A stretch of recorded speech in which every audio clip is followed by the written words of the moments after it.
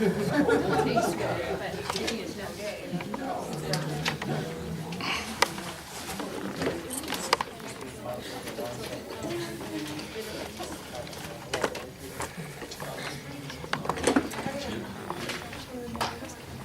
don't really want to retake. My hair looks fine.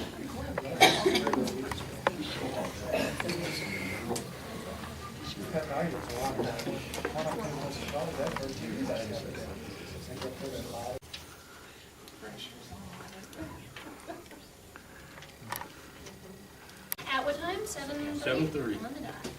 All right, and welcome all visitors. I'd like to recognize the opening meetings acts on the back wall back there. And we're ready for roll call. Donovan. Here. Jacobson. Present. Kleinschmidt. Yes. Lightline. Yes. Nunn. Here. Ochsner, yes. Billmeyer. Yes. Shelkoff. Yes. And Maloli is absent. Will. That's coming up. Okay, all right. Declaration of illegal meeting.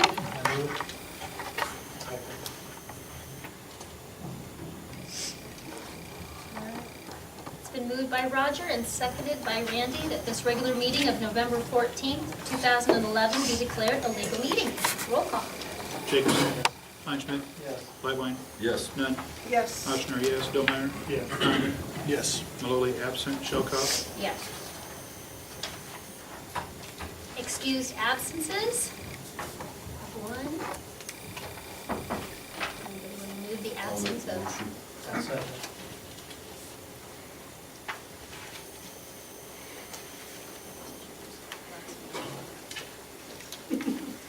It's been moved by Lightline and seconded by Kleinschmidt. That the board excuse the absence of Sean Maloli from the November 14th, 2011 regular meeting. Roll call. Lightline. Yes. Kleinschmidt. Yes. Nunn. Yes. Ochsner, yes. Billmeyer. Yes. Donovan. Yes. Jacobson. Yes. Maloli absent. Shelkoff. Yes. Just right before we roll call, ask if there's any suggestions. Okay. That'd be good. Okay. Public comment. Nothing? Okay. All right, reports from the administrator. Let's start with Mrs. Rayburn. Our parent-teacher conference attendance was high again, 98%. And any parent or family that didn't make it was contacted at least 20 times. We'll review the data during the bit. Red Ribbon Week, our theme was Say Boo to Drunk, and we had York State Bank, Fillmore County Hospital, and FCCLA donate either time or materials to support that theme, which was the week before Halloween. So unless you have any questions, that's Any questions? Great, thank you. All right, we'll move on to the middle school. Mr. Klein. Not much to add to the written report. Mrs. Rayburn says we'll be sharing some performance data from last year later on in the meeting. I'm sure that'll take a little bit of time. I think the only other thing I would add to the written report was our middle school students did come down Friday to attend the Veterans Day program that the high school sponsored here. They were very well engaged, I thought, and they were very impressed by everything. And I guess just on a side note, I'd like to say that I thought the program went really very well, and was really impressed with how well our students participated in the program. I thought my favorite part is always the medley of service songs, but the Pledge of Allegiance piece that the speech kids did was, I thought, fantastic. I was really blown away. I thought that was terrific, and then they always do a nice job singing too. So I'd like to congratulate them publicly. Great. Other than that, nothing to add. All right, thanks for the input. Mr. Rose. Well, we also had a good turnout at our parent-teachers conferences. We had 79% of our parents that attended, and that was up 10% from a year ago. So that's one of the highest numbers I think that I can remember since I've been here. The other thing that I want to mention, you can read the report here, but we had seven students that completed the Voice of Democracy speech. We have one of those here tonight. Maggie was going to speak, but she's on a recruiting trip. And so Morgan has graciously come tonight to go ahead and give her speech. So, Morgan? Welcome. This is Morgan Moniford. She's the daughter of Joey and Kristen Moniford. So she is a senior, right, Morgan? All right. And Heather and Monica, Heather Roman and Monica Root also participated. So, Cool. okay. It seems like yesterday, the cab pulls up and a dad in his uniform hugs his little girl as if he couldn't let go. He releases her and turns to grab his bags. As he is walking away, he pauses. He glances back and with tears streaming from his eyes, waves and blows a goodbye kiss to his wife and daughter. Now, that same little girl is holding her mother's hand as they say goodbye to her father for the last time. She is strong. She knows why her dad is never going to see her walk down the aisle on her wedding day. He was brave and served for her, to keep her safe and assure a better future for her. Is there pride in serving in our military? Most American citizens would answer yes to this question. The daughter of the soldier that never came home would answer that her father had great pride in serving. These soldiers are not serving because they are forced or obligated to. It is their choice. They serve because they have pride and believe in every one person's individual freedom. Serving in the military not only gives these soldiers great pride, it also gives them lifelong friendships, personal growth, and gives them opportunities to experience different cultures. There are many soldiers that have built lifelong friendships with the men and women they are serving with. Lieutenant Colonel Dwayne R. Hennon stated, "There is pride that arises from standing shoulder to shoulder with brothers and sisters in arms from various backgrounds and multiple skill sets, engaged in a united purpose in one Army uniform under a single flag. I have enjoyed the brotherhood and fellowship forged from shared experiences under pressure, be it in a combat zone or through difficult training environments. These bonds are dependable and lifelong." Obviously, these bonds tie these brothers and sisters together for the rest of their lives. The men and women that have served have strengthened in character from being in the Army. They have endured rigorous training exercises and boot camps. They are self-disciplined and understand the duties they are to perform. These men and women know that they are not just fighting for themselves and their families. They are fighting for everyone in this country. The pride that comes from fighting for more than just yourself would be the definition of being American. Serving in the military gives these men and women opportunities to experience different cultures. Traveling the world is another benefit of military service. With installations on most continents, the U.S. military is prepared to mobilize at any minute. In addition, many military careers involve frequent travel, from intelligence gathering to supply delivery. The opportunity to see the globe teaches soldiers valuable things about other cultures and ways of life. Many service members would say these are some of the most eye-opening and rewarding aspects of the military. The question should not be, is there pride in serving in our military? Of course these soldiers fighting for us have pride. The question should be, do we, the ones who are waiting for the soldiers to come home, have pride in their service? We, the citizens, can do many things to contribute to these soldiers. Donating care packages and writing personal letters to the troops are just a few things we could do. We need to make sure those soldiers know how much we appreciate all they sacrifice for us. We are the ones that need to have pride.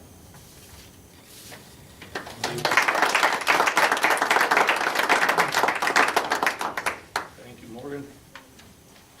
Anything else, Mr. Rose? No. Okay, Mr. Rose? My report was like one line. And basically, the reason being, when we cover data tonight, I think the principals and I are going to have a lot of comments there on our data, and so we will go back a little bit. And I think that we'll get through that when we get there. So I don't really have a great deal to report. The audit report, sorry it was late. I was going to send it home in the packet, but there was an error on it, and I called Randy Moreau, and he mailed it, but of course Friday was a holiday, so we didn't get it, and Lynn put the pages back in the packet to today, and so I got it to you today. So we can leave it as a discussion item for 2 months, and if you want some time to look over it, so I apologize for it being late. All right, we're moving into action items. Action item A, the minutes. Minutes? I like the motion.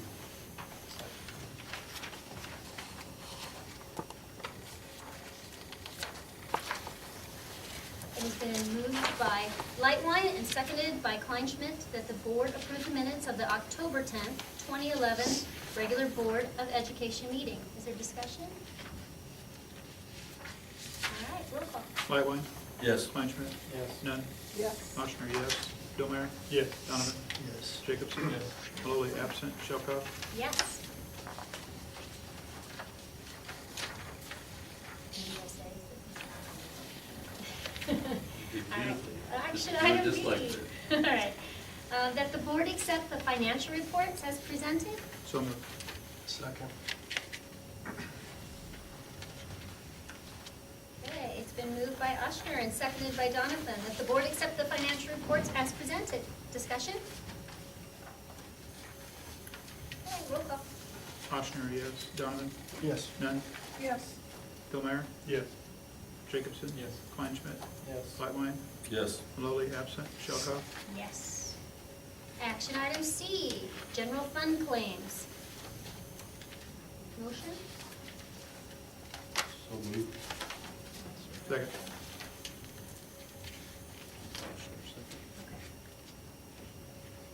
All right, it's been moved by Lightline and seconded by Oshner that the board approve the general fund claims in the amount of $127,821.82. Any discussion? Okay, roll call? Lightline? Yes. Oshner, yes. Delmeyer? Yes. Donovan? Yes. Jacobson? Yes. Kleinschmidt? Yes. Nunn? Yes. Maloli absent. Shelkoff? Yes. Action item D, Quality Capital Purpose Fund. That the board approve the payment of the Quality Capital Purpose Fund claims in the amount of $56,333.75. Motion? So.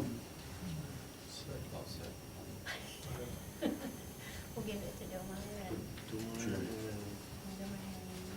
Donovan, All right. indeed. Alright.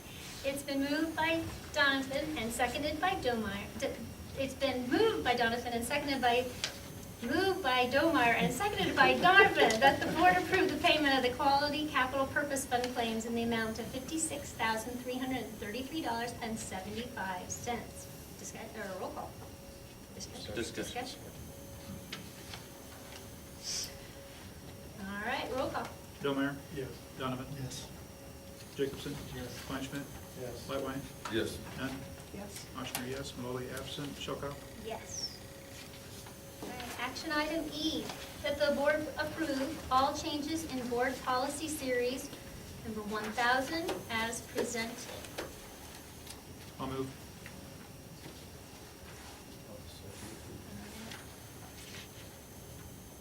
It's been moved by Oshner and seconded by Lightline that the board approve all changes in board policy series 1000 as presented. Any discussion? All right, roll call. Oshner, yes. Lightline? Yes. Delmeyer? Yes. Donovan? Yes. Jacobson? Yes. Kleinschmidt? Yes. Nunn? Yes. Maloli absent. Shelkoff? Yes. Next month, then, we'll get you a purple copy then of all the new or the changed or revised that you can put in your folder, and Jody will update the disc, and she probably, we probably won't get you a new disc until we're all the way through, so. Another question. I should have- I noticed on the bottom of them, are all these that we went through, is it gonna say revised such and such date, even the ones we didn't change? The ones we Or didn't reviewed. change will probably say reviewed on there. Okay, well, I know just looking through the last ones is, Yeah, 6, 7 years ago or whatever it was. yeah. So at least we can say we talked about it for Right. future board. It'll have it, I think it's got it both places, maybe somewhere through. I'll go through with Jody to make sure we got it right, but it'll say Okay, reviewed. Yeah, I see. Reviewed. It'll say reviewed on Yeah. hopefully all of them, because we're looking at all of them, so. Did, Sherry, you were gonna check on one, weren't you, or look it up or something? I did, and as it is presented, it's fine. Fine, okay. Mhm. I should have asked before the discussion. I didn't think about it. We are ready for action item F, the construction manager. That the board approve offering a construction manager contract to Sampson Construction for the high school facilities project. A motion? I'll move. Second. It has been moved by Oshner and seconded by Domeyer that the board approve offering a construction management contract to Sampson Construction for the high school facilities project. Discussion. I did bring one of their pamphlets that they had, the committee look at, if anybody's interested in taking a look at it. We're gonna photocopy it today, Jody, but I don't think we could have done it justice to what the piece is. Yeah. So the advantage over, what is the advantage over using instruction and not using instruction? It's the way they've explained it to us, Jim, it's a third party that helps bid out all the subcontracting bids that you need, and there's just a third set of eyes to keep expenses Who would down. bid it out if the company who would bid it out if we didn't have it? I guess that's the question. Well, it would be between us and the architect working together Oh, to send out the okay. bids, or our attorney. I get you. But with this, you know, the architect is in charge of the design. The construction manager works with the architect, and they'll submit the bids. And we of course can take whatever role we want. We can approve every single bid. So, and construction, then go there, the contractor, and then they take care of the subs? Basically. What was the cost, or do they know, did they get any figures, or? You were gonna double check on that. For Sampson's, the maximum would be 15,000 in pre-bond, but basically all they charge you for is their mileage to come out to meetings and any photocopies they do. That's basically it.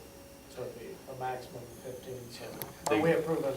It won't That be, now, it won't be so- near that much. It'll be however many meetings we do and That's pre-bond? drive from Lincoln. That's Pre-bond. pre-bond. That's not the whole project. And then they're 2%, they're 2% of whatever work they do after the bond's passed, they get 2%. So if you have a, let's say, $8 million bond, but it comes in at $7.5 million when you're done, then they get 2% of that $7.5 million.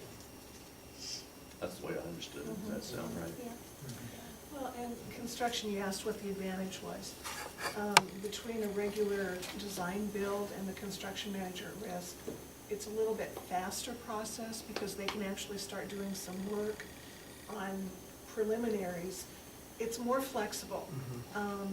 Towards the middle or the end of the project, if they're looking like they're not gonna come in, the money's not gonna be quite right, they can adjust that, and it might come in lower than what has been bid and what the original bids came in at. Okay.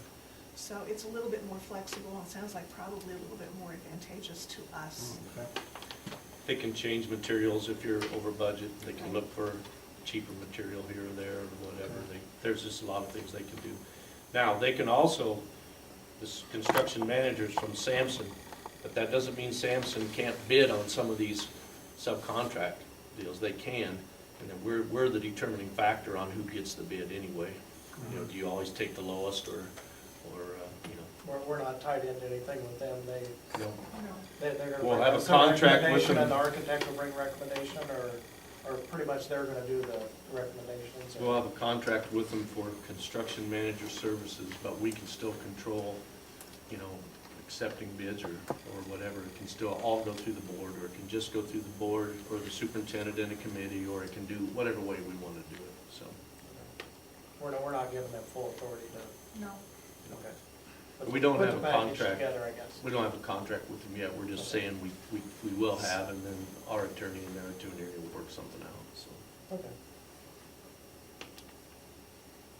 Well, they'll probably end up saving us that amount of money, whatever they charge pre-bond or pre-bond, guys. By knowing and looking at different bids, you know, we would have a clue. The people we, Individually. superintendents I've talked to said they'll save us money. It shouldn't cost us anything. You spend it to save it, so. You're spending that make money, right? I guess if it passes, it doesn't. Yeah, yeah. And they said they'd also help with the pre-bond, going Yeah. out and visiting with people. and Yep, stuff. they'll come to the community meetings wherever we want them to come, so. All right, we ready to take a vote? And we did interview 4 very good firms. It was a tough decision to make, and I thank Dennis and Sherry and Jana for the work they've done, because it was difficult both the architect and the construction managers. It wasn't an easy decision, and we didn't agree, but we came to consensus. But we got some wonderful pins. Yeah, we're all scoring new pins. So sorry.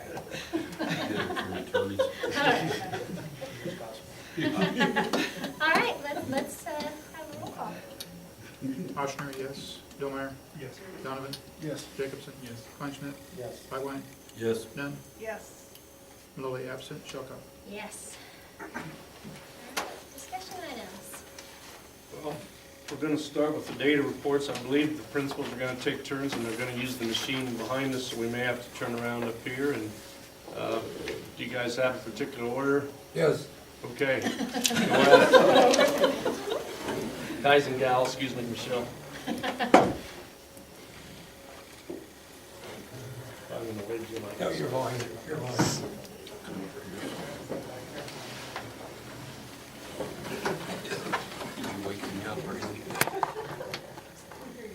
We won't shut out the lights, Mark. Is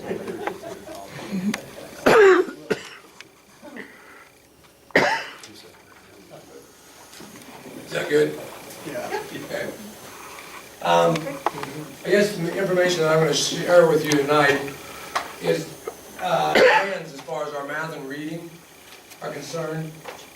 I provided you with a packet or some information here, and we'll touch base on some of it, but again, this is a lot of information, but I just wanted to highlight some things. We'll see if we move along with this.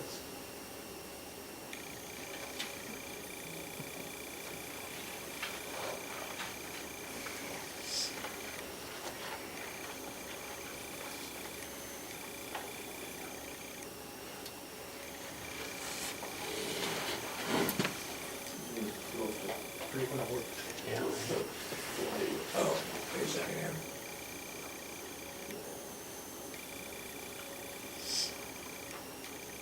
That probably helps.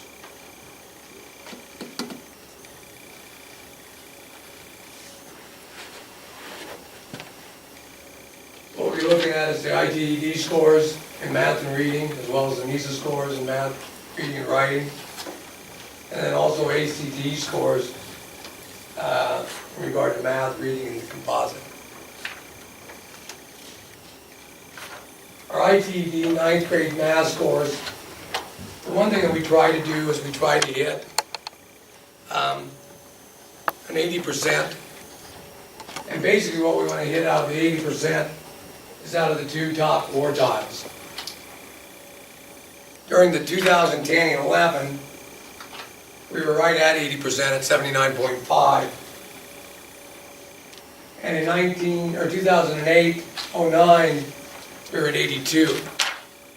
Other years, besides that, we were not even close to the ballpark. In 07, 08, we were right at 51. In 06, 07, we were at 60. But in 05 and 06, we were at 41.5. Now again, there's probably not a lot of things that I can say. This is the reasons why we hit 82 one year and hit 41 in another.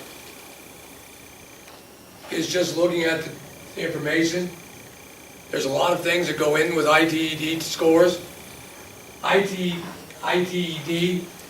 is achievement tests that are taken over a number of days. A lot of them are the 25 to 40 minute time segments. And, you know, it doesn't deal with the materials that are being taught or tested, do not jive together. That's something that we have to look at as an administrative team to determine what needs to happen. It could be the fact that we have kids that are not engaged properly. It could be that we're not teaching a curriculum that matches up with what is being tested. So there's a variety of things that we need to determine and look at. And in visiting with the David City principal today, when I attended WANAC, we're not the only conference school trying to figure that out. If you look at our reading scores, again, we're looking at that benchmark of 80. Last year, our scores in reading for our ninth grade was at 59. And with our high score in the last 7 years being 64.1. So again, we've stayed pretty much the same.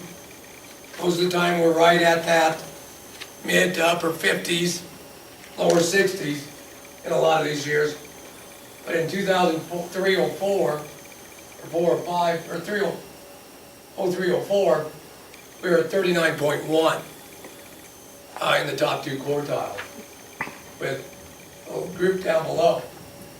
Now, if we can go ahead with that third group, quartile that's 25 to 49, this is probably the biggest hope that we can do, is try to get these kids moved up into the next tier and try to develop those types of plans.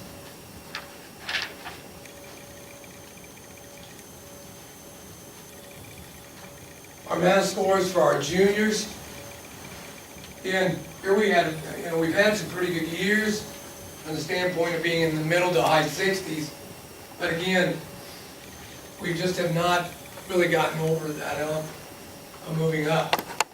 Again, if you look at some of our areas, that could be ways of improving to move up into that 50% above. 25.6, 27.2, 29.4, 31, 27.7. That's an area that if we could get improvement, that would certainly help our group from the 50 percentile on up.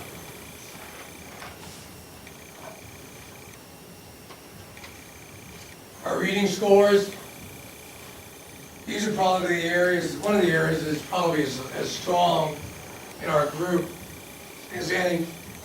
Most of them are in the 60s. We do go down here with a 45.4. This year was a 71.8. So, looking at the purple numbers, again, when you look at 31.8, 33.3, 36.2, that's probably the group of kids that we need to target to try to get them to move up into those areas. Jim, just to clarify, like if we look at that last column over there, what those numbers mean is that 33.3% of our juniors scored at the 75 percentile or better on a national test, right? Right. So really, if you take the top 2, it basically means almost 70% of our juniors scored above the 50 percentile. Correct. Correct. Which is very good, Yeah. right? Which is Right. very good. Right.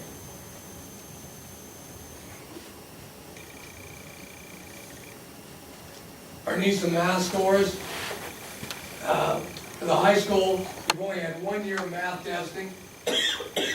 And last year, our math percent for proficient was 70% at the high school, and the state was 54. So, moving maybe in the right direction. There was an interesting article last week in the Omaha paper where I believe the number has doubled from the schools that were not proficient last year or below proficiency last year. That number's doubled. And I believe Westside was one of the schools that was listed. So if we continue to move towards the 100 percentile or 100% that they want proficient, I believe is in 2013, there's definitely some room for all schools to look at as far as improvement. Our reading scores, state average in 2009-10 was 68. At Fillmore Central was 67. We made a huge jump. I say we make a huge jump, but we have 2 different groups of kids taking the test. So, again, you look at trends, the state was at 60%, where in 2010-11, Fillmore Central was at 86%. In our writing, we've been above the 90% throughout. In 2007-8, we had 92.6. In 2008-09, 100%. And in 09-10, 98%. So we've been near or above the state average, which is really good. I did something here to look back on ACT scores, because our ACT scores have not been what we would necessarily like to see. But I went back, clear back to 1991, and I did these in 5-year increments. And if you look at the average, and this is the average over these 5 years, on the local level, our local level during this 5 years, and this is in math, was 1984. On the state, it was 20.06. And on the national level, 20.14. And you can kind of see the trend going across in each year where there's maybe been a little growth, but if you look across the board, it's pretty much the same. It has not changed a great deal. And again, you look at the fact that in ACT test is about 3.5 hours. Students can take it multiple times. For an ITED test, it's given once as a 9th grader, once as a junior. So kids do have a chance to make some improvement. You look at the situation, does our curriculum match what is being taught on the ACT? Do we have students that stay focused on what ACT is about and are prepared? Do we have courses that students take that are taking a rigorous course of action in high school? When we sit down and visit about scheduling, we talk about students taking upper level math, upper level sciences, classes that will help prepare them. But if you're going to go ahead and you're going to become a linesman, a lot of students don't feel the need for those classes. They may still take the ACT, but maybe haven't not necessarily taken some of the classes that they need. We do offer John Baylor ACT prep. We have very few kids that take advantage of that. Some school districts have gone to the point of scheduling it so every senior takes ACT prep. We have not gotten to that point yet.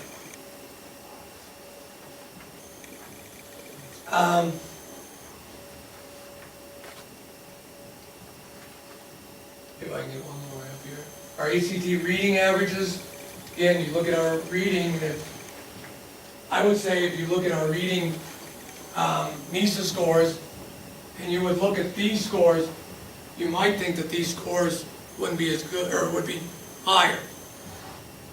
And again, you see the local, state, and national averages.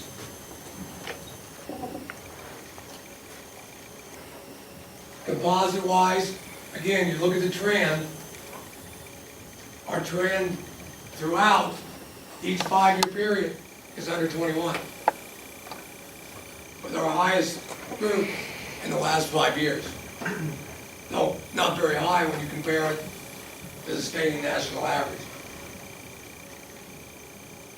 Isn't it tough to compare we have such a small sample compared to the state of Nebraska, or should it be very telling? I don't know, Jim. I don't have an answer for that. If you look at percentages taking the ACT test, in the last 5 years, we've had 76, 69, 71, 68, and 59% of our graduating seniors taking the ACT. Conference-wise, pretty comparable at 68%, right at 68. And the national average is right at 67. So, overall, it hasn't changed a lot. I looked at one thing though today, and last few days, I looked at our kids that have taken the ACT and looked at just one subject. And I looked just the last 3 years, because that's what we have been back to a traditional schedule. This year, we have 15 out of 35 seniors taking calculus. Last year, we had 9 seniors out of 47. In 09-10, we had 19 of 43. Now, does that have something to do with kids not taking calculus and they're taking standards math as their third class in preparation for ACT. It may have something to do with it, but it's something certainly you have to look at. Do you have any questions about what I presented? I know it's a quick shot on a lot of information, but I wanted just to highlight some of the trends that we're seeing in the Iowa test with the NISA and also with ACT. Just a real simple one, what does ITED stand for? Iowa Test of Educational Development. Is that the same as what used to be the ITBS? It is, but it's the high school version. Okay. Thank you. Yes. Thank you, Mr. Rose. Yes.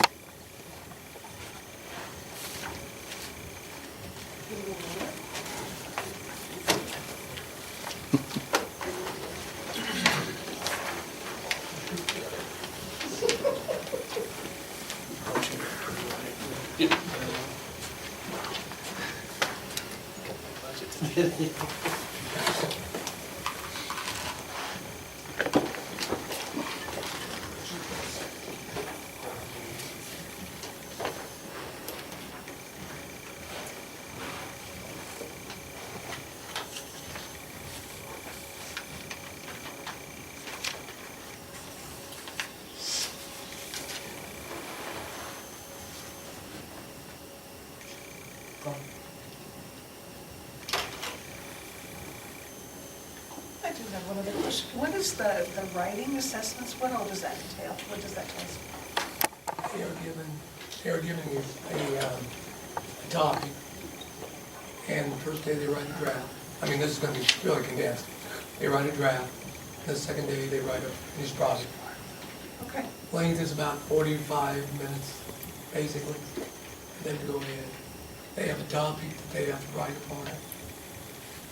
And that's true about every level. It changes in every level, but it, Okay. the type of descriptive writing. Okay, thank you.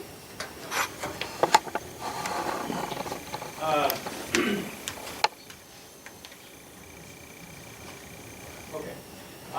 What I'm going to do is take you through just a quick summary of the data book that I gave to you, and I also have a summary handout to give you.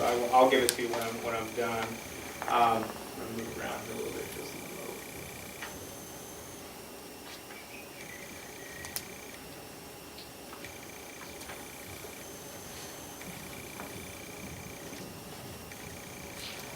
little. Okay, I'm going to touch upon a couple of things in this summary. I will obviously talk about last year's performance data specifically, but in addition to that, as a summary of a lot of what you're looking at, is I want to provide you with some information on our exit data. We have a lot of internals and a lot of internal data that we look at, and much of that is going to be in the book that you have in front of you. But I'm going to show you some of our exit data, which focuses primarily on our 8th grade performance. And the reason I do that is because as 8th grade being the last grade in our building, it becomes exit data for us and becomes one of the biggest portfolios of information that we use in terms of evaluating our overall program, since these students would have been in the middle school for all 4 years. For our exit data portfolio, we have 3 main data sources that we look at, and these are the 3 data sources that I'm just going to briefly cover with you here in a few short minutes. I'll talk about the Explore ACT test. This is basically the ACT test for 8th grade students. The Iowa Test of Basic Skills, or the ITBS, which we take in middle school. And then the statewide tests will be the third portion of data that I'll look at. If any time you have any questions and you're not sure what exactly I'm saying, or if you think I may have said something incorrectly, feel free to ask a question or a stop me, please. The Explore ACT test, has 4 subtests to it, just like the ACT does. English, math, reading, science, and so I'm real quick going to show you the results from each of those 4 subtests. Just so you understand what you're looking at with these particular graphs, and you have these same graphs in your data book. With this one up here, you'll be looking at the percentage of students who are scoring at or above what is termed the CRB, which stands for College Readiness Benchmark. By meeting or exceeding the CRB, the College Readiness Benchmark, on the ACT test, those of you that have had sophomores, juniors, seniors take the ACT, by meeting that benchmark or exceeding that benchmark, what they're demonstrating is, in all likeliness, they're ready for freshman level work in college. And then what we do is we have CRBs established for the Explore test also, which in meeting or exceeding those CRBs, our 8th grade students demonstrate that they're on a trajectory or they're on track to be college ready by the end of their high school career.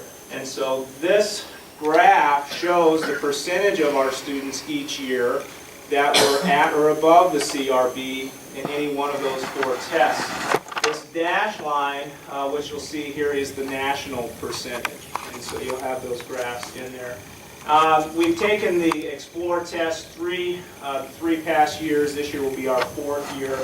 And each of those years, we've been right at or above the national percentage. Last year was our highest year, with 79% of our students meeting or exceeding the CRB. And this particular test is intended to demonstrate readiness towards writing at the college level. Now this graph down here is maybe a little more confusing. It's got a couple of things going on at once. One of the things that we really pay attention to is those students who don't meet or exceed the CRB. How close to that readiness benchmark are they? If they're within 2 points of that readiness benchmark, statistically speaking, they probably won't catch back up, but they'll continue to keep pace with that trajectory. Now, if they're 3 or more points below that readiness benchmark, statistically speaking, they're going to fall further behind as they progress through their high school years. And so we certainly want to be monitoring the percentage of students who are significantly below. 3 points or more below would be what we call significantly below. And I think anytime you look at a particular measure, it's always nice to look at the other side of that. And so what this graph down here does is it shows you the percentage of students that are either significantly above or significantly below the readiness benchmark. Nice thing about our trend here over these 3 years is that the percentage of students that are scoring significantly above the readiness benchmark has consistently increased. In fact, last year, 65% of our 8th graders were significantly above that benchmark, which I think is very good.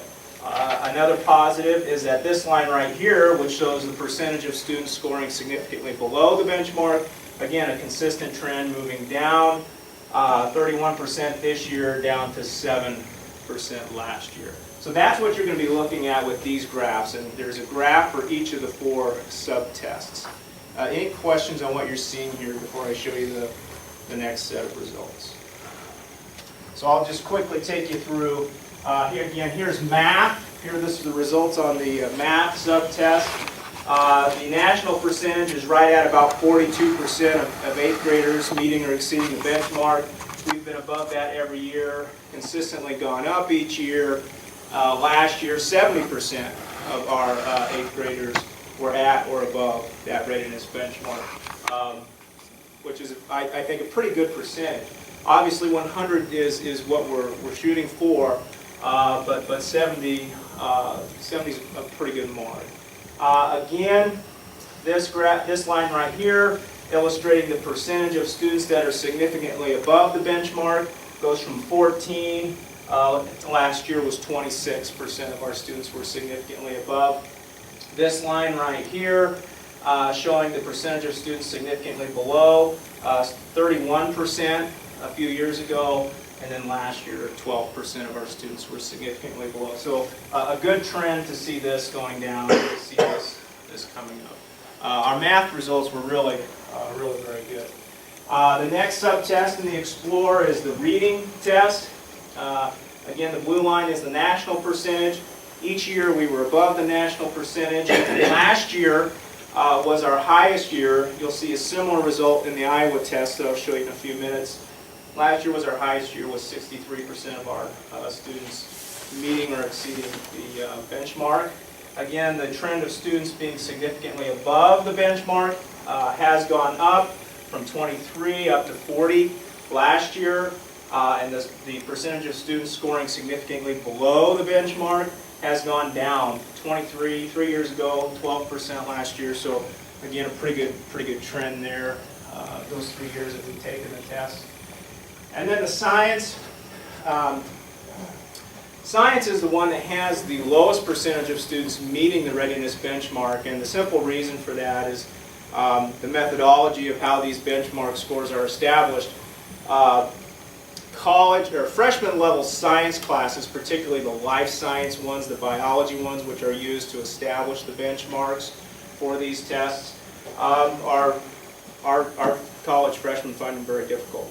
And so that's why these scores are the highest, and that's why these percentages are fairly low compared to the other ones. Nationally, 13% of 8th graders meet or exceed the benchmark score. Last year, our percentage was 33, so well more than double that national percentage. This is the percentage of students scoring significantly below. That would be 3 or more below. This would be the percentage of students scoring significantly above.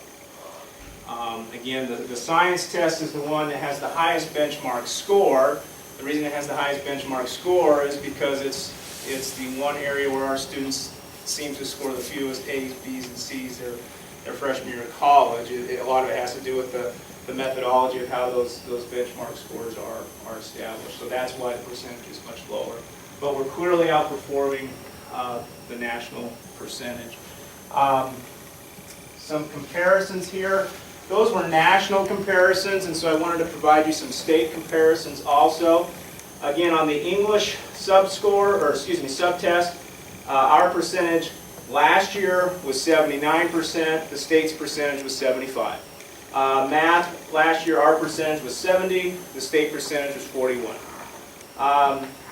Reading test, our percentage of students meeting or exceeding the benchmark was 63%. The state was 55%. And then the science test, our local percentage was 33%, well above the state percent of 20%. And just one more look at the Explore data. I told you that there are 4 different sub-tests. And so we get a composite score on the Explore, much like you get a composite score on the ACT, but it's really not very telling in terms of, it doesn't tell you really whether or not your students are prepared in a particular set of subjects. Which ones are they, which ones aren't they? And so I much prefer to look at the individual sub-tests, the percentage of students meeting those benchmarks, to see how well we're doing in preparing our students. Ideally, we have our students meeting all 4 benchmarks. When you compare our performance to the state performance, almost 33% of our students meet the benchmarks in all 4 subject areas, compared to 17% for the state. Right here, I think this is a lot to be happy about in terms of the percentage of our students meeting 3 or 4, about 58% compared to 37% across the state. However, I mean, it's obvious we still have some work to do. You know, approximately 30% of our students aren't meeting any or are only meeting 1. So while this is a good sign, we still have some work to do in identifying some of our students earlier in terms of those that might be a little further behind, taking some steps to help catch them up. Before I move on to the Iowa test data, did you have any questions over the Explore data? Again, the Explore is like the little brother to the ACT. They're in the same family, they go together, they try to tell you the same thing. So, any questions on that? Yeah, it said, I thought I saw in the paper where there were 45 Omaha schools that are considered below average or in need or trouble or something. Would it be these tests and how they determine that? Probably not. Probably not. Those would probably be the statewide tests. Just the statewide? So Yeah. this is like an individual thing we do for ourselves? Yeah. I see. There aren't a lot of schools in the state of Nebraska that have their students take this, this test. We do. All of our 8th graders take it. This is all of our 8th graders. But not every school does. Not every school takes it. Approximately 5,510 students across the state take this particular assessment in the 8th grade. We've just done the Explorer for the 3rd year. It's been part of our goal to improve our high school ACT was we started it in the 8th grade. Any other questions on Explore? Iowa Test of Basic Skills, going to run through this quickly. There are 4 main areas that I'll report on. The total reading scores, which is a combination of 2 different tests. It's a combination of a comprehension test and a vocabulary test, just like our NISA reading test is. Total language, which is a compilation of a handful of tests, very closely related to the process and conventions of writing. So your writing scores are typically going to relate very closely to this score and very closely to the English scores on the Explorer. Science is just 1 test, and total math is a combination of, I think, 3 or 4 different tests. Some of it's computation, some of it's problem solving, estimation, data analysis. So there's about 4 tests that make up that 1 score. I'm going to give you just some cross-sectional look here. These same graphs are in your book, and I want to make sure you understand what you're looking at. Went back starting in 03, 04. Each of these bars represents annual performance in terms of total reading. And what you're being told here is the percentage of students scoring at or above the 50th percentile, which is the national average. The 50th percentile is the national average. So what you're looking at here are the percentage of students at or above the national average, which we feel has a pretty strong correlation to grade level. All right? And so these bars show you any one year's individual percentage, and as a smoothing mechanism, I've added in the 2-year average, the rolling average there, which is really a big help in terms of identifying an overall trend, because you really go up and down a lot from year to year. And so the 2-year average, or even a 3-year average, if you've got enough information, is a nice smoothing mechanism. This is total reading. We've been pretty flat over the past few years. We would certainly like to see higher performance because we have invested, I think, a great deal into our reading, our students' reading performance the last few years. Now, with that said, I think what we're starting to see is a breakout in our student reading performance as a result of the last 3-4 years worth of efforts. And so really can't tell you for sure if we're looking at a breakout, for another 2, 3, 4 years, but I do think that's what we're starting to see here, a little bit of an upward movement in the trend. And so we'll obviously continue to pay close attention to that. And with reading comprehension being our school improvement goal, we'll continue to be emphasizing performance in that area. Now, total language, which I told you closely correlates to writing performance, the area of writing, again, annual performance here. Really like to see this upward trend here. That's a nice looking trend. Performance is going up. Again, last year would have been our highest year of performance in this particular area. And this performance correlates, I think, very closely to our statewide writing scores and the English scores on our Explorer test. So again, nice upward movement here. A little bit of a downward trend. We reversed it and have a nice upward trend going there with this particular area. Science, again, a nice trend here. If you look at the 2-year rolling average, typical performance is identified by this rolling average. We're almost 80% in terms of the percentage of our students who are at or above the national average. So again, a nice upward trend. Our performance is really pretty good in this particular area. And the fact that we're almost 3 times the national percentage of proficient students on that Explore test, I think closely correlates to these results as well. One more here, total math. Again, this is a combination of several math tests. Very nice upward trend there over the last several years. Took a little bit of a dip last year. Again, it's one test over a couple of days. One of the reasons why we use at least 3 data sources is we like to be able to corroborate the results of any one test. And so we did take a little bit of dip there, but overall the trend is moving upward very nicely. And I think we'll continue to hold at those performance levels or maybe even continue to move up a little bit. Any questions on the Iowa tests? That would be the one set of assessment data that we have the most of, because it's the one that we've given the most consistently over the last 8 to 9 years. Whereas the Explore, this will only be our 4th year, and our statewide tests, except for writing, are all very new. Any questions on the Iowa tests?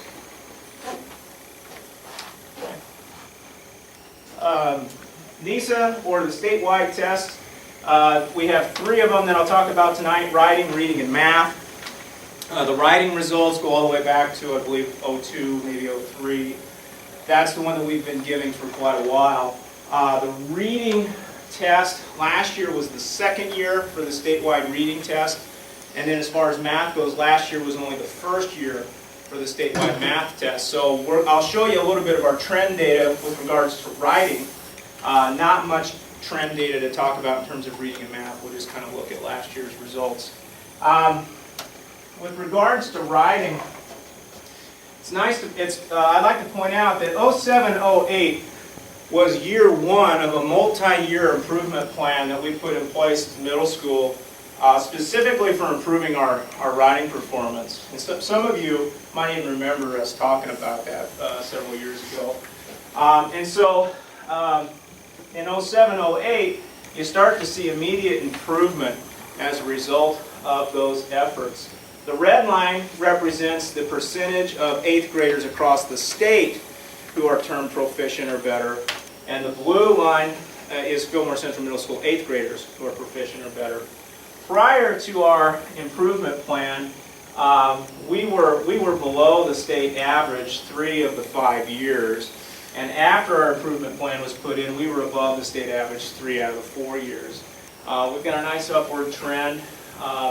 Our 8th grade students write, their prompt is a descriptive prompt, where I believe our 4th graders, it's an informative type of writing mode. Personal narrative.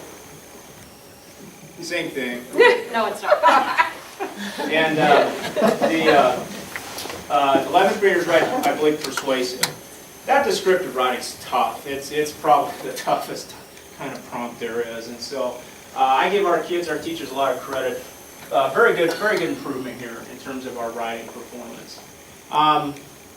With regards to reading, this would be last year's reading performance, and then again, what you're looking at here are the percentage of students who were proficient or better in regards to the statewide reading exam. For our 5th, 6th, 7th, and 8th grade students, we were above the state average for each and every grade. In some cases, well above the state average. And so very pleased with these results right here. In the math, here's the math graphs. Again, we only have 1 year of data on the statewide math.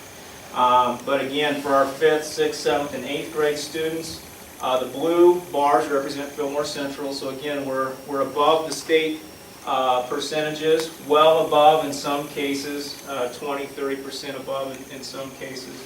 And so again, our results very, very, very good on that particular assessment. And a couple of comparisons here. If you compare our performance, if you take the 7th and 8th grade students combined, keep in mind 5th, 6th, 7th, and 8th grade students all take this assessment. And so combine the 7th and 8th grade students. We're a small school, so it's not a bad idea to put a couple of classes together. And if you just take the percentage of those students who are scoring proficient or higher, Fillmore Central Middle School would have ranked 3rd in the conference and would have ranked 61st in the state out of 248 buildings with 7th and 8th grade students. Very, very good. I believe the year before we would have been 26th in the state, so making the top 61 2 years in a row is pretty good. In terms of math, again, same methodology. Take your 7th and 8th grade students combined, the percentage of those students being proficient or higher. We ranked 1st in the conference. We ranked 7th in the state, again, out of almost 250 buildings.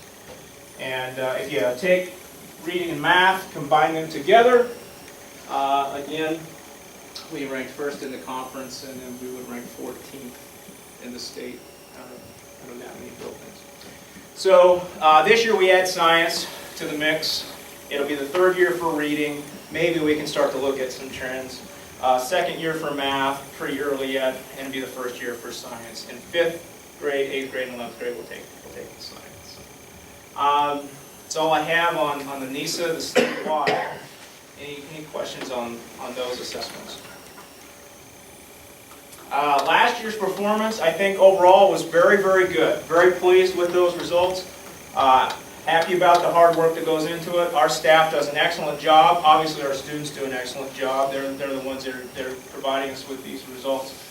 So last year's results are very good. I think more importantly than any one year's results, I think I'm more pleased with the fact that we've shown consistent improvement in just about every metric we look at to evaluate our program. And I think that pleases me even more than just having one particular year's performance. So, look over the book. There's some more internals in there. If you have questions, feel free to call me, email me, or if you want to ask at the next meeting, I'd be happy to answer your questions. And I'll give you a written summary of this information before you leave tonight.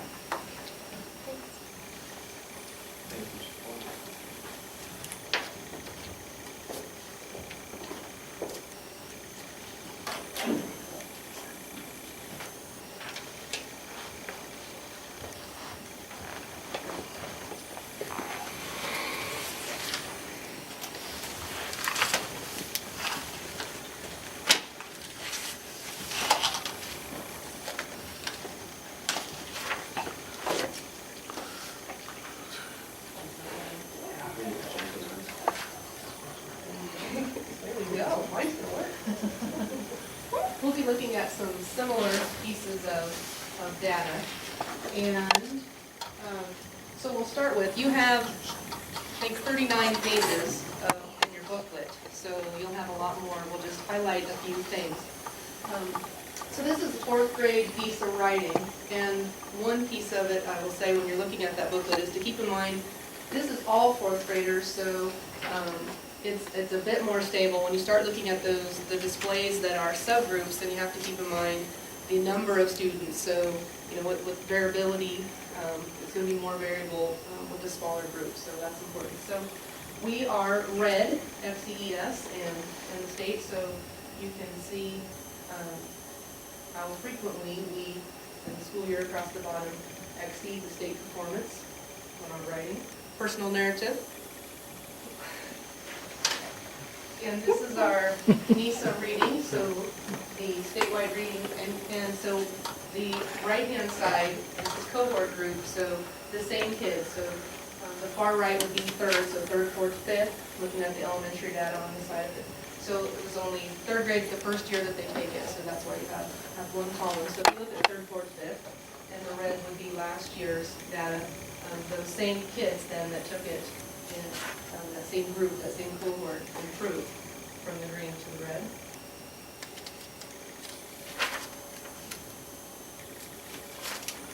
Here is our reading, looking at it rather than the cohort, just looking at each grade level as compared to the state. So again, Fillmore Central in red and exceeding the state performance in the percent proficient.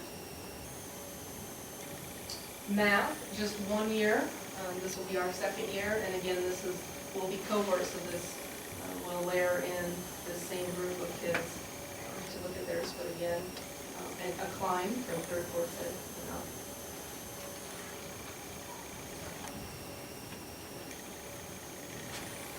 Math, again, exceeding in all grade levels.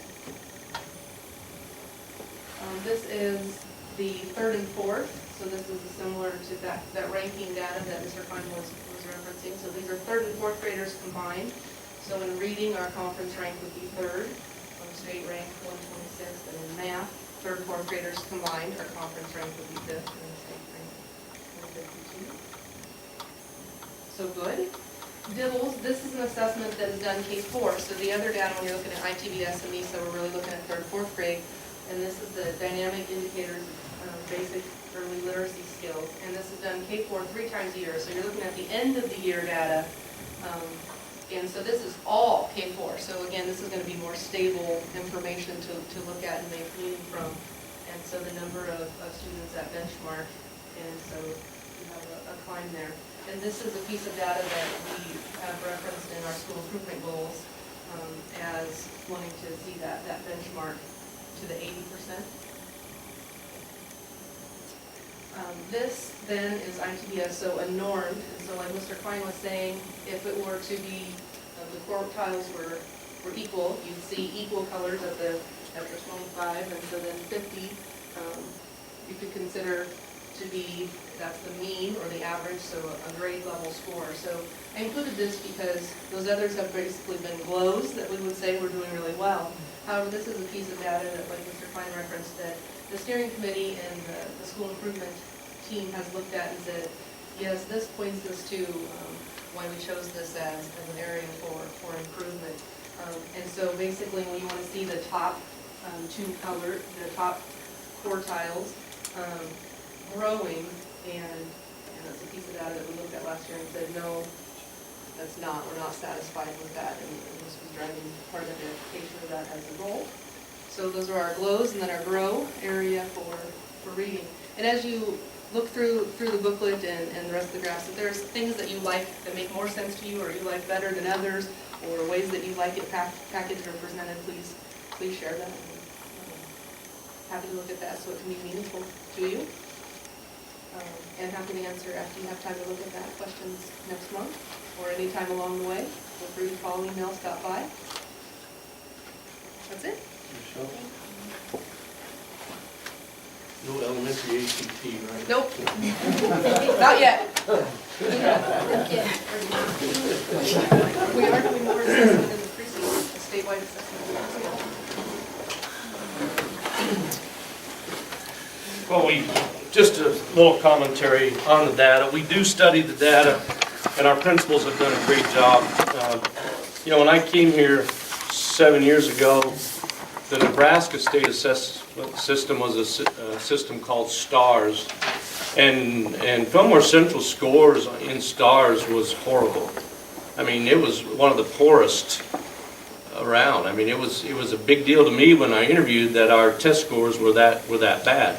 We'd always done pretty well on the national achievement, but our local STARS was poor, and I think part of it was we just didn't take it seriously enough, and we made some changes, and the principals did a nice job of stressing it. And right now, on our national achievement, the ITBS, ITED, we do very well. On our state assessments, when we compare statewide, we do excellent. The disappointing thing for me is ACT, and I've said it every year for probably 6 years now. We don't do well enough on the ACT. It's difficult to pinpoint it, but 3 years ago we made some changes. We eliminated the block scheduling, so the kids don't have that void in high school of not having math a semester or whatever. We added the Explore ACT at the middle school. We added John Baylor Prep at the high school. We brought in APL and did some APL training for our teaching staff and talked about reinforce some of the things that make good teachers. And I don't think there's any doubt we have good staff and we have a good curriculum, because we wouldn't do well on national achievement scores or the statewide assessments if we weren't. So why aren't we doing as well on the ACT? I think we need to give it a little bit of time. 2 years ago, we scored above the ACT state average for the first time in like 10, 11 years. First time, 2 years ago. Last year we didn't. Last year's senior class, but we also, out of that class of 45, only had, I think, 10 kids go on to a 4-year college. The others are doing other things. So this year's senior class, I believe, will score above the ACT average statewide again. So a positive thing to look at is I think that 2 out of the last 3 years we're going to score above the state average on the ACT for the first time. So does it have to do with those changes we made? Maybe. Certainly think that's going to be a benefit, but you just can never look at 1 or 2 years of data and then make a statement about your school system. You have to look at a lot of it, and certainly we are committed to doing well on our tests, and I think we do well on the majority of them. I think our disappointment has been the ACT, but you know, we're keeping our fingers crossed, and we're going there. We have good staff. If the curriculum's right and we're doing things right, then we have to look at what is it, and maybe it's rigor. Maybe we don't work our kids hard enough on the high school level. You know, maybe they need more homework, you know, things like that. So those are things we got to look at. But rather than rush to judgment yet, let's give a little bit more time, I think, and let those changes that we did take place. I think you can see on the Explore ACT in 8th grade, great results for 3 years now. Those kids are just getting up here now. So, you know, we'll see what happens on that. But just commentary from Mark, so we better move on here.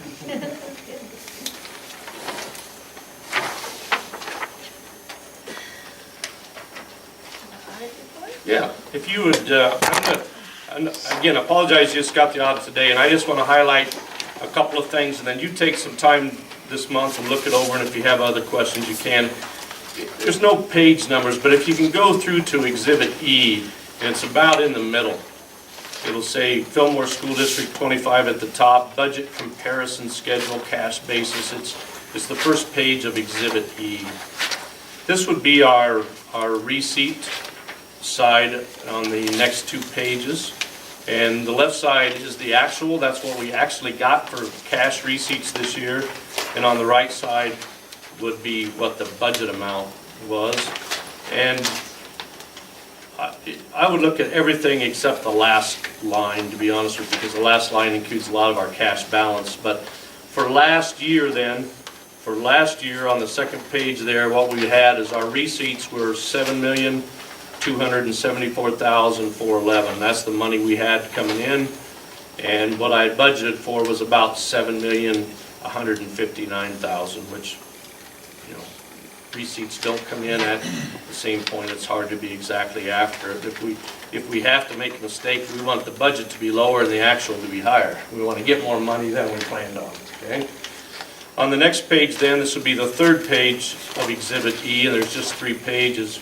It shows our actual disbursement schedule, okay? On the left side again is what we actually spent. We spent $7,291,000. Well, that was $17,000 more than we brought in. So for the first time since I've been here, we spent more than we took in. But we bought a couple of buses out of general fund at the start of the budget year we hadn't necessarily planned to do, okay? We also transferred $35,000 into depreciation fund, so that's $35,000 on there that we still have. It shows that expenditure, but it's actually in our depreciation account waiting for this year. We also have some receipts that we didn't get from like Title IIA and from stimulus. We spent it last year and we filed for reimbursement, but it's funny that sometimes the state doesn't get us all the money by September 1. So we still have probably 38,000 receipts that we should have got last year that'll come on for this year. So not a big deal, you know. Again, I always like to spend less than what we bring in, but last year was a rarity for us, and then some of it was out of our control. And in reality, we still did, because we got that $35,000 in depreciation that shows as an expenditure here. So the third column is, if you remember, final budget is, remember we amended our budget and added $1 million that we wouldn't spend. So 7.4 million, 7,410 was our original budget. The final was 8,410 because we amended. Okay. if you look at this sheet that I give you each year, okay, that I hand out, it's got the same thing on there. If you look at the right column under total, if you remember when we set our budget this year, we set it at $8,070,000. But that's $500,000 more than I would have set it at. I like to think of that black figure as our actual budget, $7,570,000, because we moved that $500,000 in and we have no intention of spending it. We're not going to spend it. It was just to help us in future budget years. So this sheet is basically showing you the same thing that they showed last year on that audit report. We have some money in our regular budget that is part of our cash reserve that we're not going to spend. So, if you have any questions on the audit, but you may want some time to look it over and then ask next month, and we can leave it as a discussion item next month. So.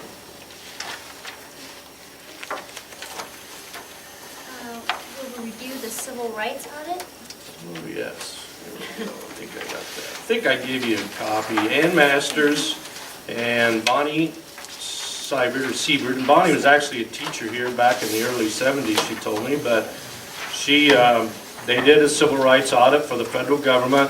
They do schools in Nebraska. They picked 2 this year, Aurora and Fillmore Central. Don't ask me why, but we had the pleasure of having our civil rights audit. She was a great lady, and she enjoyed her visit. And so on the next pages, I'll go over the 4 areas that she wanted compliance on, and we responded, and they've accepted our response. And so I'll start with page 1 there of the civil rights compliance. It's the one that's kind of sideways probably in your book. It said, finding of non-compliance, it said that Fillmore Central schools did not consistently use the same wording for the continuous non-discrimination notice in all the necessary publications. So we had the non-discrimination notice in all of our publications, but we didn't have the same one in all of ours because the version changes every so often, and we probably didn't update one of our manuals. So we've got the current notice,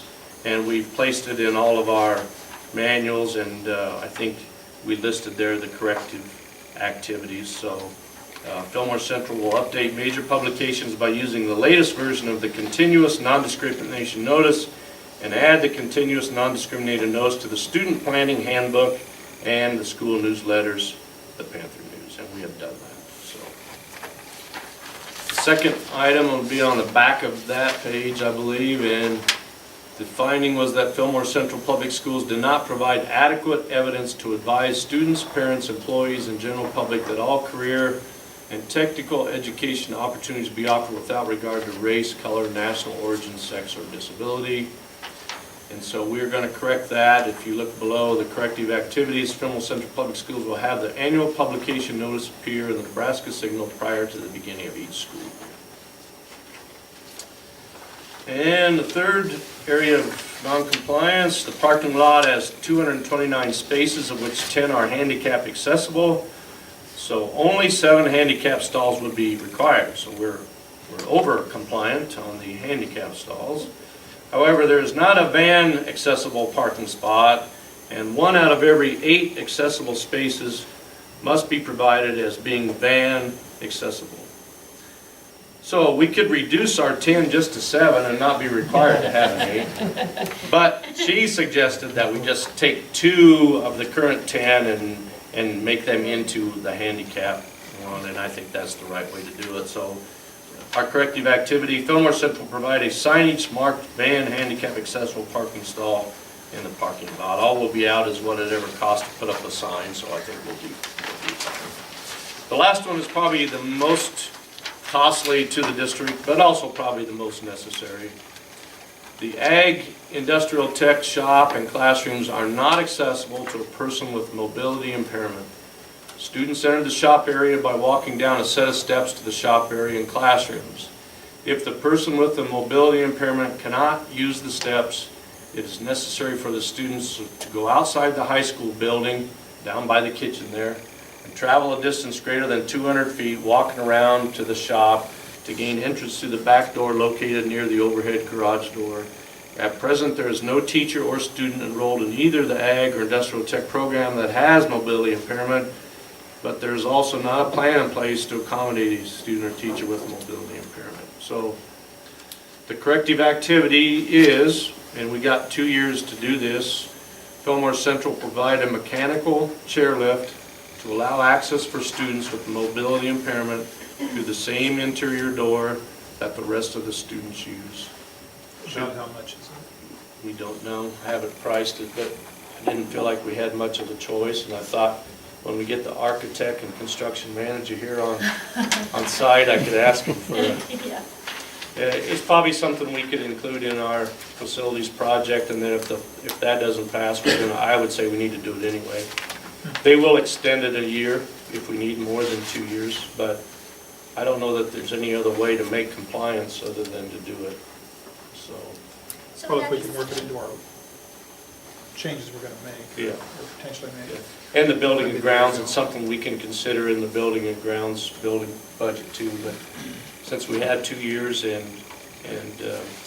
we got a facilities project we're looking at now, I thought we could just incorporate it somehow into that at this point in Will it time. work similar to what they have at the elementary to get down to the gym? Yeah, I'm sure it would be something similar to that. It would have to do, we got welding stations in there, and there would have to be some redesign. We'll have to have somebody look at it that knows more, Jana, than I do, but, I mean, I don't know that there's any other alternative than that. That's what I submitted to them, and they accepted that. We, of course, have a right to change it. I told her, I said it's based upon finances, and maybe the board wants to try something else, but we had 60 days from her visit to make some kind of response. We have time to alter. They've accepted our response, but we can change our response if we need to down the road, and, if we have to, we will, so.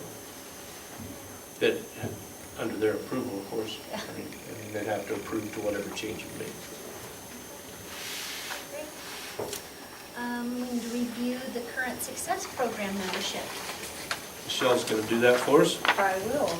We have currently 30 success students, which is one more than we ended the school year with. We still have the 4 levels of the program, so from success 1 and 2 in the elementary, 3 at the middle school, and 4 here at the high school. So you have a printout in there so you can see how that breaks down. The largest number is here at the high school, but that's the largest age range because we serve through 21. So students that come in to the freshman year through 21 could be served. So that starts to, there's 2 teachers here at the high school. We include the vocational and community involvement in job exploration at that level. And there have not been any, still the same certified teachers and same parents that you recognized last year. Thanks. Yeah, so it's attached to the back of my elementary report, I think, which I got to Jody, so you see those numbers. Serving the same districts as well. You can see the breakdown of the number of students that way as well. So again, anytime you have questions about that, you can call us back over and over. Thanks. The Building and Grounds Transportation Committee will review possible project purchases for the 2011-2012 budget year. We met earlier, before the meeting, Mark and Randy and I, and Mark, go. Basically, looks like the total budget in the building and grounds, the building fund, I guess you'd call it, could be in the neighborhood of $512,000. Historically, they try to leave $300,000 to $350,000 in case like a roof would go or something. So we went over 3 different sets of projects that we already know of. The paving assessment is probably going to be in the neighborhood of $35,000. That was the last estimate I think we heard from Kyle when he was here.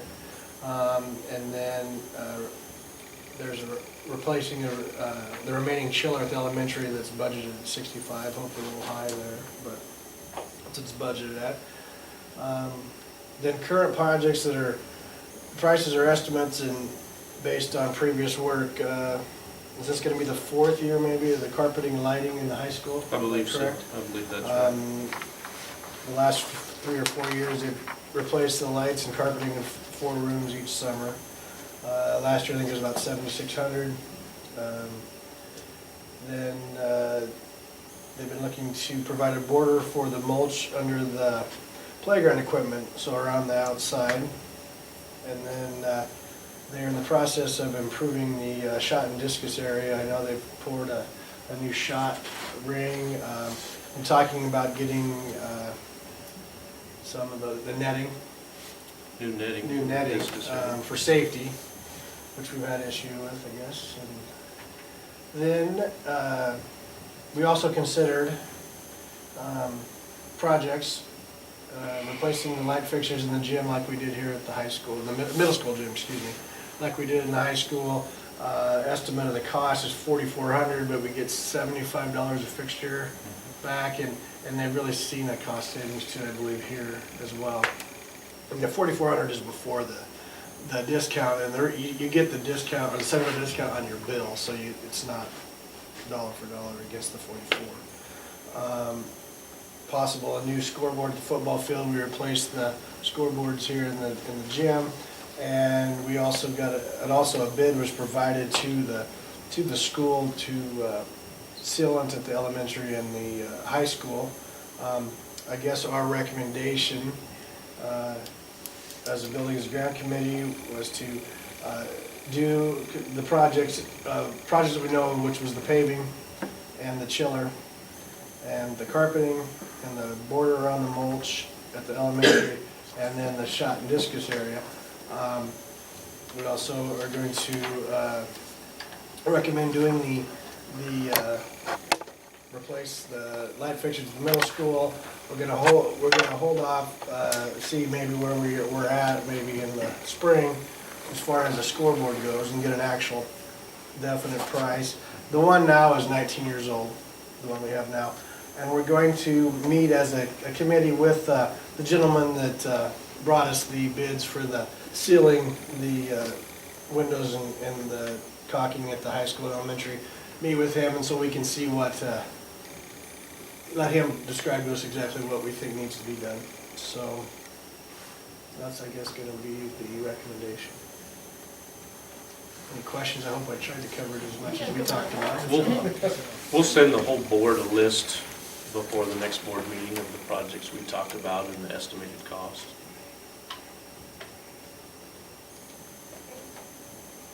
I've kind of got the transportation part of it I'll talk about real quick. We have roughly about $100,000 on hand right now, which is a little low, but if you remember right, we spent quite a bit updating transportation last year, so we're kind of a little below where we think we need to keep it. I think the number you threw out was around about 200 or somewhere in that neighborhood. We did put $35,000 into it August, is that right? Yep. In August, and that's kind of our estimate is what it's going to cost us to run the buses, or to replace the big buses on a yearly basis. We don't know until you really go trade or want to do something what it's going to cost, but that's just kind of what it looked like. A couple of the other things we talked about was maybe replacing a couple of we've got 2 older Suburbans or 04s. I guess we just discussed it, and I think we kind of came to the conclusion that maybe we'll hold off and see.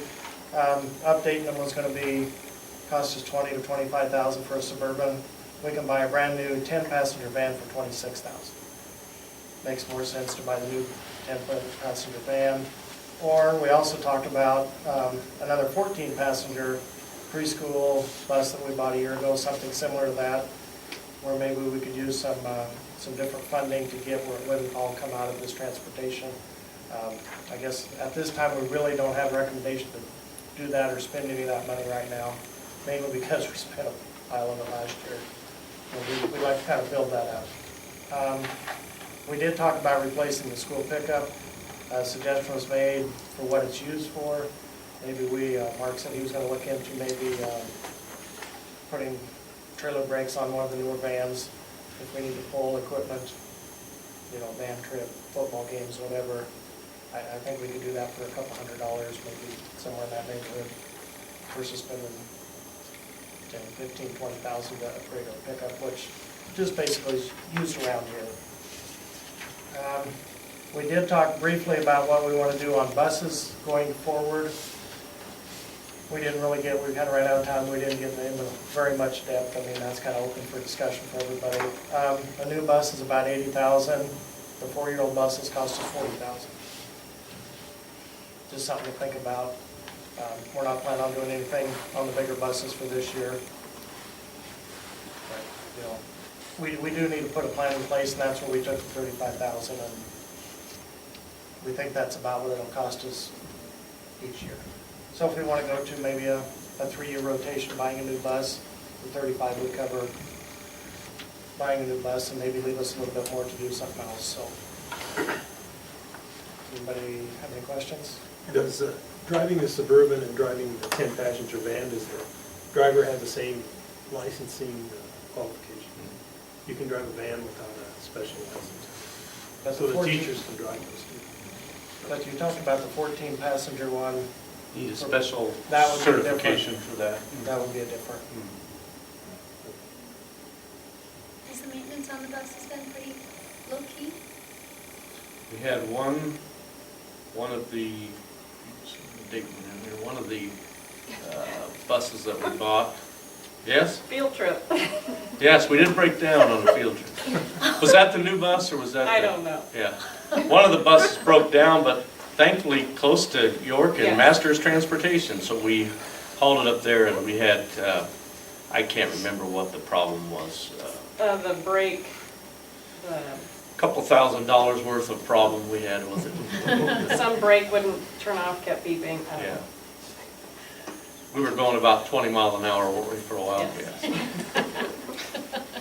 So glad you were here, too. I find it very helpful. Right, a personal year.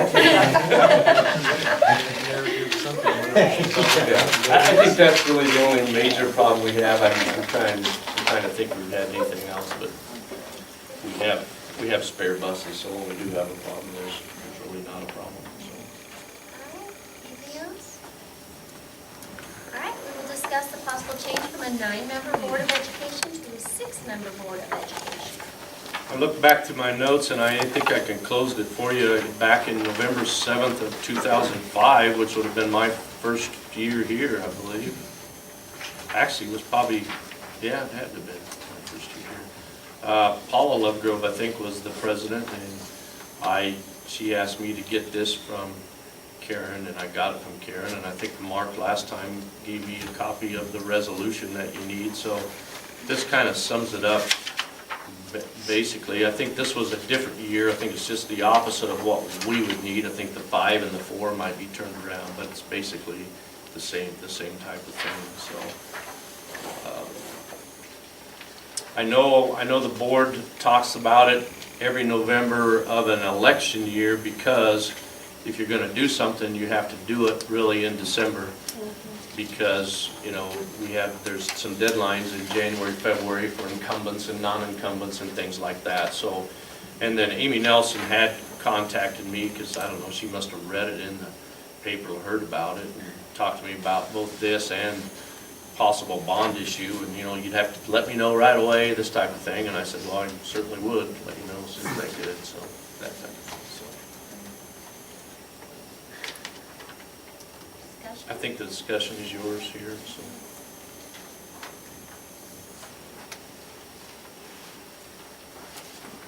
What's the quorum for 6-member? You know, 4. So the quorum now is 5.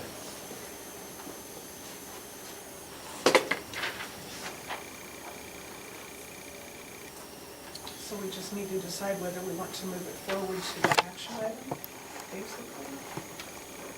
Well, if we're gonna do action, I think it would have to be next month. I guess I'm okay leaving it the way it is.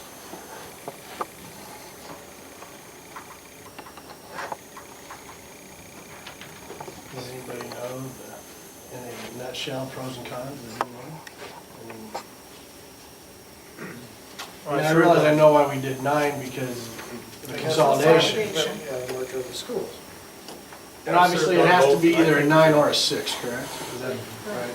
Yeah, that's your only two choices. Because somebody asked me that, and I thought that was the deal. Yeah. No, I'm sorry, I kind of cut you off. What'd you say? I think I was cutting you. I didn't hear you when I was cutting you off. You was cutting-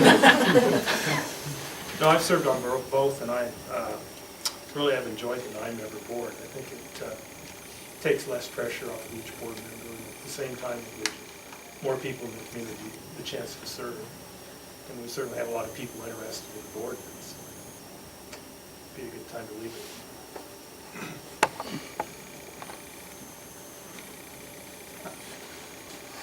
You'd be in a lot of committees if there were just 6, wouldn't you?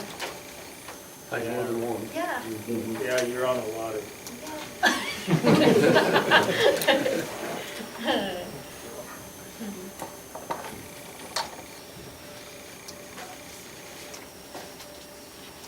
Was anybody really dead set against keeping it at 9?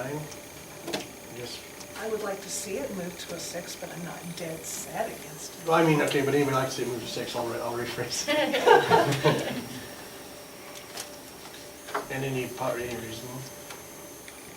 No, I just think for communication purposes, it's a lot easier for 6 people to communicate than 9. And I know the committee's issue becomes an issue, but there's also some cross-referencing on committees. As far as an election goes, it's normally easier to find at least 3 candidates to run than it is to find 4 some years, and at least 5 the next. That would be another advantage. One time we talked about quadrants and, including Fairmont. I guess I don't want to see us do that, because I want us to feel like we're one school. Yeah, I agree. It actually says, I think even in the merger thing, that there would not be wards. I mean, that was And in the I know Fillmore Central some districts still merger. have wards. Yeah. So, wouldn't want to go against the original merger agreement though either, so. So if we were gonna do it this time, then there would be 1 opening instead of 4. Right. Instead of 4 people, 4 seats being open, and there'd just be 1 seat open. All 4 could certainly run for that seat again. But the other thing that then has to happen, that of the 5 remaining people, a couple of them would have to juggle their terms too. Because all 5 of them can't be up then in 2 years. So 2 of that 5 would have to agree to add 2 years to their term, I believe, to come out the same time as that one. It's not a real difficult process, but that's what would have to happen. And I think we should at least vote on it next time to see where everybody stands. It's fine. Okay. And I think if we vote on it and it would pass, then the next step, we'd have to do the resolution that night. And that's a fairly long, I mean, it's just, I think it's supposed to be read and all that. And we want to make sure we'd have the updated version, so that would take, gives our lawyer to write the resolution for us unless we want to, I might be able to take a look at Mark's and write it and then just send it to her just to have her look at it. And I would save you some money so she wouldn't have to write it all out. But action item. Try not to forget that. All right, we need to hand in our 2000 series checklist, so we can review any of the checked ones in the December meeting. That's nice when you can do the whole section in one meeting.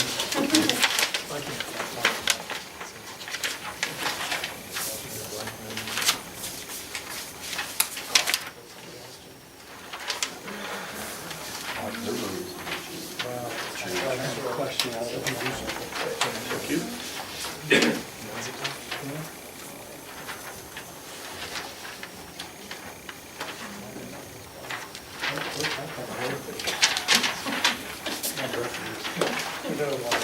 More? Mr. Monroe, Yes. I will call you tomorrow with my checklist. Okay. I don't have one. Sure. Well, maybe you just don't have one, Sherry. Oh, okay. Maybe there was nothing to check, That could be, thank you. just for information. We need to discuss how the board wants to conduct its self-evaluation.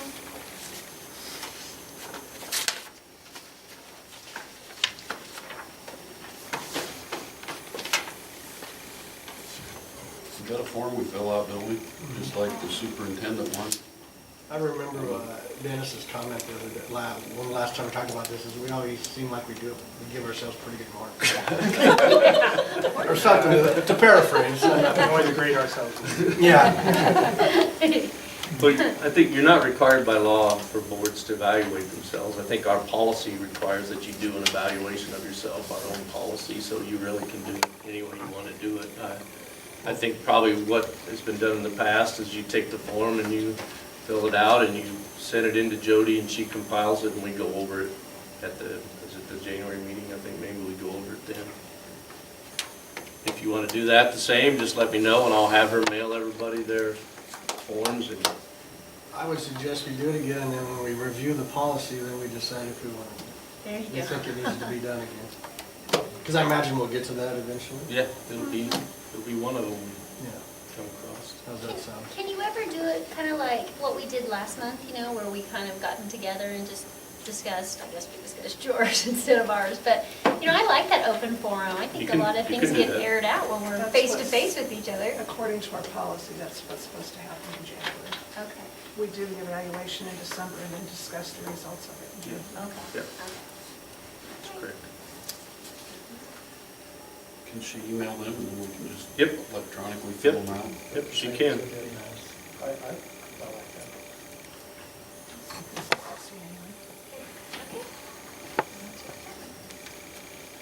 We need to continue with the superintendent evaluation process started last month. I don't know what that means.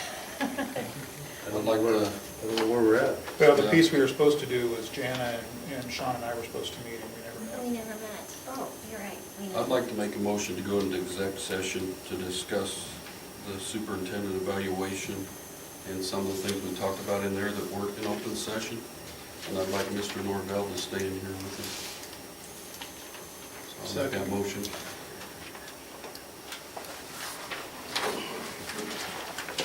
Are these guys free to go home, principals, or do you need them? Do they need to, listen, I'll do that.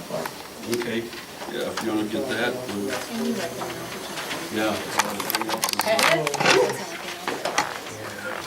That's the next meeting. That we can discuss it in January. I know. One of them is the budgets. That's a tough one. You gonna vote on that, or? To the review of that. We will. Oh, you'll be at that, okay, gotcha, gotcha. Do we need to vote? You need to vote, Oh, I'm so sorry. Okay, it's been moved by Lightline and seconded by Donovan that this regular meeting of November 14th, 2011 be adjourned to executive session at, I don't know the clock. Yeah. What time? 9:12 is what I have. 9:12 PM to discuss superintendent evaluation. Mhm. All right, any discussion? Not actually, we can go into Roll call? Lightline? Personality, Lightline? yes. Donovan? Yes. Delmeyer? Yes. Jacobson? Kleinschmidt? Yes. Nunn? Yes. Oshner, yes. Maloli absent. Shelkoff? Yes.